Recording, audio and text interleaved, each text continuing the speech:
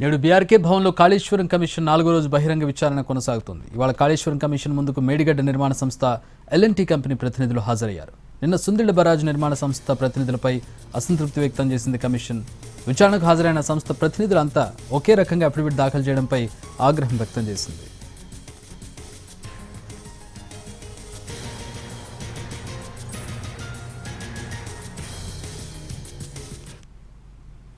మా ప్రతినిధి సుధీర్ జాయిన్ అవుతూ ఉన్నారు. దీనికి సంబంధించి మరిన్ని వివరాలు అడిగి తెలుసుకుందాం. సుధీర్, ఎట్లాంటి క్వశ్చన్స్ ఏ యాంగిల్స్లో వేయబోతూ ఉన్నారు? నిన్న అఫిడవిట్లకు సంబంధించినటువంటి విషయం ఏంటి?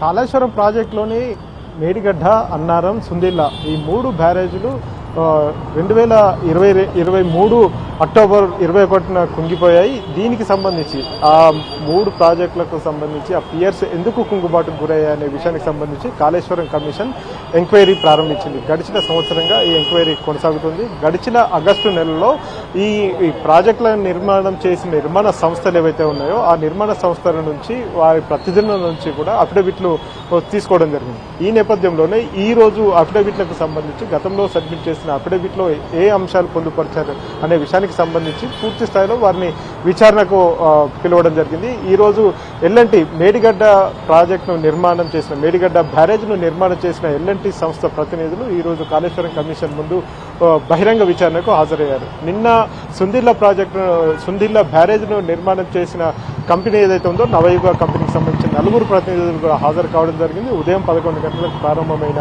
విచారణ మధ్యాహ్నం 12 గంటల వరకు కూడా కొనసాగింది. సుమారు గంట పాటు జరిగిన ఈ విచారణలో చాలా అంశాలను కమిషన్ వారిని ప్రశ్నించడం జరిగింది. నవయుగ ప్రతినిధులను ప్రశ్నించడం జరిగింది. ఈ సందర్భంగా 4 ప్రతినిధులు ఒకే రకమైన అఫిడవిట్ను దాఖలు చేశారు. ఆ ఒకే రకమైన అఫిడవిట్ను ఎందుకు దాఖలు చేశారనే విషయానికి సంబంధించి కూడా వారిని క్వశ్చన్ చేయడం జరిగింది. అంటే అందరూ ఒకరి దాంట్లో నుంచి ఒకరు కాపీ కొట్టినట్టుగా ఉందని చెప్పేసి కూడా అసంతృప్తి వ్యక్తం చేసిన పరిస్థితి కనిపించింది. ఇవే కాకుండా బ్యారేజ్ ఎందుకు కుంగిపోయింది అనే విషయానికి సంబంధించి మీ దగ్గర ఉన్న వివరాలు ఏంటి అని వారి దగ్గర నుంచి వివరాలు అడిగి తెలుసుకునే ప్రయత్నం అయితే చేశారు. ఒకవేళ బ్యారేజ్ కుంగుబాటు తర్వాత మీరు తీసుకున్న చర్యలు ఏంటి అనే విషయానికి సంబంధించి కూడా వారిని క్వశ్చన్ చేయడం జరిగింది. ఆ తర్వాత బ్యారేజ్ కుంగిన వెంటనే తమకు సమాచారం అందగానే గ్రౌటింగ్ చేశామని చెప్పేసి చెప్పారు. అదేవిధంగా బ్యారేజ్ సంబంధించిన ప్లానింగ్ ఏదైతే ఉంటుందో ఆ ప్లానింగ్ ఆధారంగానే ఇంకా కింది స్థాయికి వెళ్ళి కూడా పూర్తి స్థాయిలో అందులో రెక్టిఫై అవుతున్న సమస్యలు ఏవైతే ఉన్నాయో వాటన్నిటిని కూడా పరిష్కరించేందుకు కృషి చేశామని చెప్పేసి కూడా చెప్పడం జరిగింది. ఇప్పుడు ప్రస్తుతం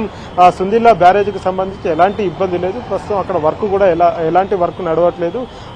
దానికి సంబంధించిన నిధులు కూడా ఇంకా ప్రభుత్వం నుంచి రాష్ట్ర ప్రభుత్వం నుంచి నిధులు రావాల్సి ఉందని చెప్పేసి కూడా ఆ ప్రతినిధులు కమిషన్ దృష్టికి తీసుకెళ్లడం జరిగింది. అయితే ఇంకా ఎందుకు ప్రభుత్వం నిధులు విడుదల చేయలేదని చెప్పేసి కమిషన్ క్వశ్చన్ చేయడంతో గతంలో జరిగిన కుంగుబాటుకు సంబంధించి పనులు పూర్తయినాయి, కానీ ఎందుకు కుంగుబాటుకు గురైంది అనే విషయానికి సంబంధించి ఇంకా పూర్తి స్థాయి నివేదిక ప్రభుత్వానికి అందలేదు. కాబట్టి తమకు రావాల్సిన నిధులను పూర్తిగా తెలంగాణ ప్రభుత్వం ఆపేసిందని కూడా చెప్పడం జరిగింది. ఈ రోజు ఎల్ఎన్టీ సంస్థకు కూడా సేమ్ ఇలాంటి క్వశ్చన్స్ అడిగే అవకాశాలు అయితే కనిపిస్తున్నాయి. ఎందుకంటే అఫిడవిట్లో ఏం పొందుపరిచారు, అదేవిధంగా రాష్ట్ర ప్రభుత్వ ప్రతినిధులుగా ఉన్న ఐఏఎస్ అధికారులు ఎవరైతే ఉన్నారో వారి దగ్గర నుంచి ఎలాంటి సమాచారం వచ్చింది, అంతేకాకుండా ప్రజాప్రతినిధుల నుంచి ఎలాంటి సమాచారం వస్తుంది, కింది స్థాయిలో ఉన్న సిబ్బంది దగ్గర నుంచి ఎలాంటి సమాచారం ఉంది, ఆ సమాచారాన్ని అంతా క్రోడీకరించుకొని ఇప్పుడు వచ్చిన కన్స్ట్రక్షన్ కంపెనీకి సంబంధించిన ప్రతినిధులను కూడా పూర్తి స్థాయిలో వారిని విచారించే అవకాశం అయితే కనిపిస్తుంది.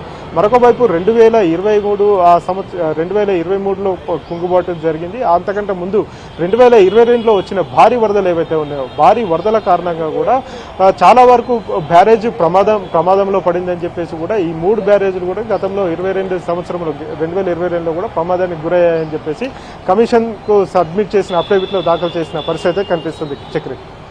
Thank you for the update Sudheer.